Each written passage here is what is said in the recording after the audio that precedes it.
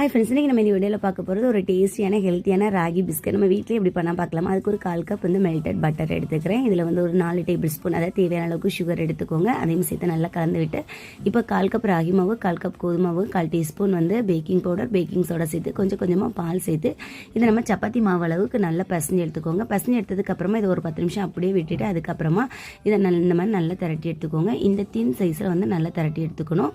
பார்த்துக்கோங்க, இந்த சைஸ் இருக்கணும். அதுக்கப்புறமா நம்ம குக்கிங் கட்டர் இருக்குல்ல, ஸோ இதை யூஸ் பண்ணி நம்ம இப்போ சின்ன நமக்கு என்ன ஷேப் வேணுமோ அந்த ஷேப்புக்கு நம்ம இதை கட் பண்ணி எடுத்துக்கலாம். நான் round shape, heart shape, so எதெல்லாம் இருக்கோ எல்லாத்துலேயும் ஒன்று நான் அப்படி எடுத்துகிட்டு இதை நம்ம இப்போ பேக் பண்ணி எடுக்க போகிறோம். பேக் பண்ணுறது நம்ம இட்லி பாத்திரத்தை பேக் பண்ணிக்கலாம். நான் இன்றைக்கி அவனில் தான் செய்கிறேன். நான் 180 டிகிரியில் 20 மினிட்ஸ் இதை பேக் பண்ணி எடுத்துக்கலாம் அப்படின்னு நினச்சி வச்சுருக்கேன். அதுக்கு முன்னாடி பூஜை வேலைகளையும் அப்படியே கையோடையும் செஞ்சு முடிச்சுட்டு இங்கேயும் நமக்கு குக்கீஸ் ரெடி ஆகிடுச்சு. ரொம்பவே டேஸ்ட் நல்லாயிருக்கும். கண்டிப்பாக ட்ரை பண்ணி பாருங்கள்.